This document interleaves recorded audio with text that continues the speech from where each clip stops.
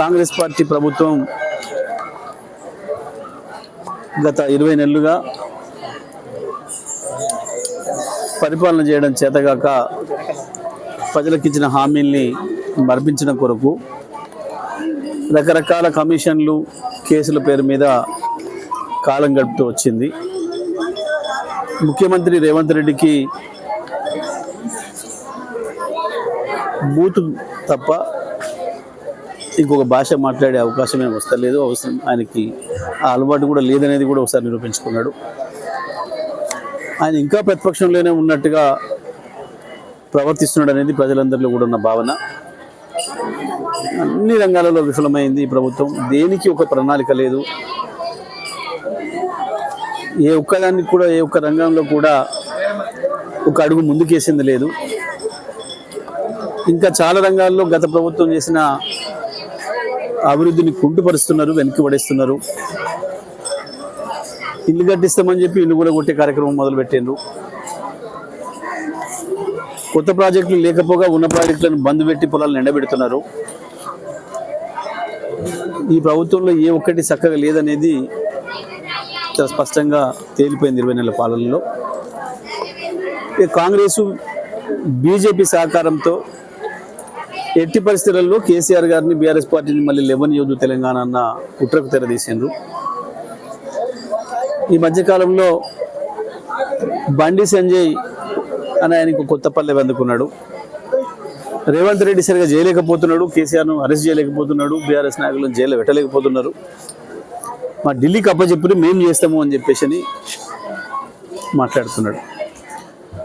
అంటే ఇవాళ జాతీయ ప్రభుత్వాన్ని ఏలుతున్న పార్టీ, రాష్ట్ర ప్రభుత్వాన్ని ఏలుతున్న జాతీయ పార్టీ, ఈ రెండు పార్టీలకు కూడా శత్రువు కేసీఆరే అనేది చాలా స్పష్టంగా అర్థమవుతుంది తెలంగాణ ప్రజలకి. అంటే దీని అర్థం రేపటి తెలంగాణ కేసీఆర్దే అని, రేపటి తెలంగాణ బీఆర్ఎస్ పార్టీదే అని, మళ్ళీ ప్రగతి ప్రభుత్వం రాబోతుందని ప్రజలకు అర్థమవుతూ ఉంది. ఆ నాయకులకు కూడా అర్థమవుతుంది. ఇక రేవంత్ రెడ్డి భాష గురించి, బండి సంజయ్ భాష గురించి చెప్పాలంటే, స్ట్రీట్ ఫెలోస్ ఏమో స్టేట్ లీడర్లు అయ్యారు. దురదృష్టవశాత్తు గల్లీ నాయకులకు ఏకగ్రీవంగా ఏకాఏకిన ఢిల్లీ ప్రమోషన్ వచ్చింది. గల్లీ నాయకుల ఢిల్లీ ప్రమోషన్లు, స్ట్రీట్ ఫెలోస్ స్టేట్ నాయకత్వాలు తీసుకోవడం వల్ల తెలంగాణ ప్రజలకి బాధలు, ప్రజలకి కష్టాలు వచ్చినాయి.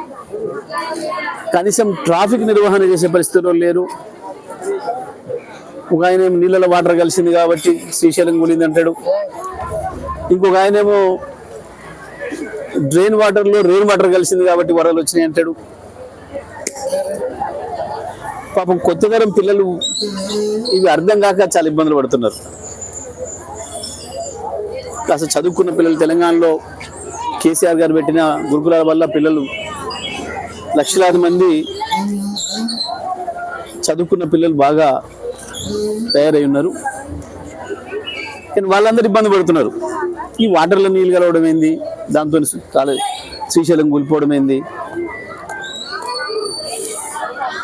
ఈ డ్రైన్ వాటర్లో రెయిన్ వాటర్ కలుసుడు ఏంది, అది నన్ను చాలా మంది పిల్లలు కూడా అడుగుతున్నారు, ఏంటి అంకుల్ ఇది అని. నాకు కూడా కొంచెం అర్థం చేసుకోవడం కష్టం అవుతుంది. వీళ్ళ భాష ఎందుకు వస్తుంది వీళ్ళకి ఇది అని అంటే, సమస్య పైన అవగాహన లేక, పరిపాలన చేయడం రాక ఇవన్నీ వస్తున్నాయి. సరే, నిన్న కొంతమంది మిత్రులు బాధపడుతున్నారు, ఏంది అసలు ఈ బండి సంజయ్ భాష ఏంది,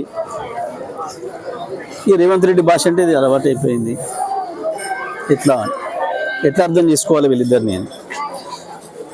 వాస్తవానికి జాతీయ పార్టీలుగా రెండు ఒకటికొకటి వాళ్ళు పోటీ పడాలి. ఏదైనా ఆరోపణలు ఉంటే ఒకటి మీద ఒకటి వాళ్ళు చేసుకోవాలి. ఢిల్లీ ప్రభుత్వం పైన కాంగ్రెస్ చేయాలి, ఇక్కడున్న కాంగ్రెస్ రాష్ట్ర ప్రభుత్వం పైన బీజేపీ నాయకులు చేయాలి. కానీ ఇద్దరు కలిసి కేసీఆర్ మీదనే చేస్తున్నారు ఇప్పటికి కూడా. ఇది ఇవాళ తెలంగాణ ప్రజలు కావచ్చు, బీఆర్ఎస్ పార్టీ నాయకులు కార్యకర్తలు కావచ్చు అర్థం చేసుకోవాల్సిన విషయం. ఇక వాళ్ళ పని అయిపోయింది, వాళ్ళ పని తేలిపోయింది. కేసీఆర్ చేతుల్లోకి వస్తుంది రాష్ట్రం. తెలంగాణ ప్రజలు ఎదురు చూస్తున్నారు, ఎప్పుడు ఈ శనిగ్రహాలను వదిలించుకోవాలి, ఈ దయ్యాలను ఎప్పుడు వదిలించుకోవాలి, ఎప్పుడు కేసీఆర్కి రాష్ట్రాన్ని మళ్ళీ అప్పచెప్పాలని చెప్పి ప్రజలు ఎదురు చూస్తున్న విషయం వాళ్ళ మాటల్లోనే అర్థమవుతుంది.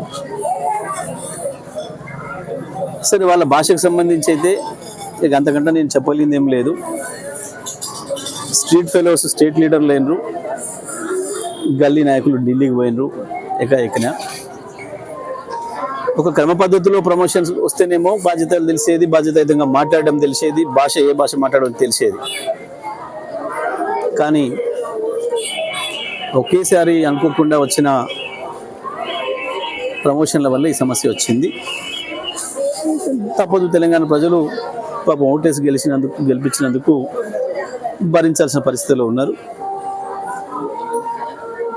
వాళ్ళు ఏ స్థాయికి దిగజారి మాట్లాడినా, వాళ్ళ భాష ఏదున్నా, మేము మాత్రం మా పద్ధతి మార్చుకోం, మా భాష మార్చుకోం.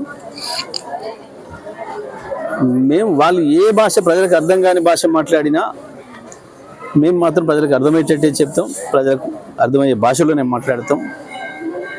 నాయకులుగా మా బాధ్యత కేసీఆర్ చెప్పిన ఆ పద్ధతిలోనే మాట్లాడతాం. సరే, ఈ చేరికలు గీరికలు ఇవన్నీ కూడా పాపం అంటే బీజేపీ స్థాయిని తెలియజేస్తున్నాయి. ఎవరో ఒకరిని మాజీ ఎమ్మెల్యేని పట్టుకొని ఇంకోరిని పట్టుకొని జాయిన్ చేసుకోవడం వల్ల ఏదో పార్టీ పెరుగుతుంది, ఓట్లు వస్తాయి అనుకుంటే మీ భ్రమ. అయిపోయింది. మోడీ పని కూడా ఒడిచిపోయింది.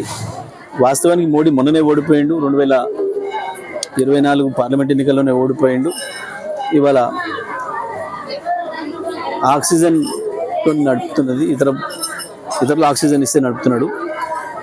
మళ్ళీ ఎలక్షన్ల వరకు, ఎందుకంటే ఈ దేశానికి ఒక పైసా పనిచేసింది లేదు కాబట్టి ప్రజలు అర్థం చేసుకున్నారు. ఎంతసేపు దేవుళ్ళ పేర్లు దయ్యాల పేర్లు చెప్పి నడిపిస్తాం, భయపెట్టిస్తాం ప్రజల్ని అని అనుకుంటే ఇక సాధ్యం కాదు.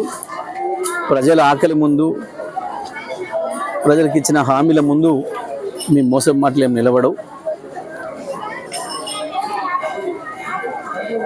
రాజకీయాలలో సమాధానం లేని వాళ్ళు, తప్పించుకోవాలనుకున్న వాళ్ళు మాత్రమే ఈ గుళ్ళు వీళ్ళు ప్రమాణాలు మాట్లాడతారు. రేవంత్ రెడ్డి, బండి సంజయ్ల గుళ్ళ ప్రమాణాలు మనం చాలా చూసినాం. డేట్లు తారీఖులు పెట్టిండు, అన్ని పెట్టిండు, దస్తావేజులు ఇచ్చిండ్రు, అన్ని చేసిండ్రు, దేవుళ్ళ మీద ప్రమాణాలు చేసి చివరికి ఏం చేసారో మనకు తెలుసు. అస్సలు దేవుళ్ళ మీద విశ్వాసం లేని వాళ్ళు ఎవరు ఉన్నారంటే వాళ్ళే. ఈ దేవుళ్ళ గురించి ఎక్కువ మాట్లాడేటోళ్ళే దేవుళ్ళ మీద విశ్వాసం లేని వాళ్ళు. వీళ్ళు ఉంటే అట్లా మాట్లాడారు. వాస్తవానికి వస్తాడా బండి సంజయ్, పొమ్మని ఏ గుడికి పోయి పిల్లలు తీసుకొని పోయి, ఆయనకు మా పిల్లలు ఎంతమంది ఉన్నారో వాళ్ళు మనవరాలు ఉన్నారో తీసుకొని పోయి ప్రమాణం చేయమని కేటీఆర్ చేయించిండు అని చెప్పి, కేటీఆర్ఏ ఈ ట్యాపింగ్ చేయించిన ప్రమాణం చేయమని బండి సంజయ్ చూద్దాం. ఎందుకు చెత్త మాటలు, చెత్త ముచ్చట్లు?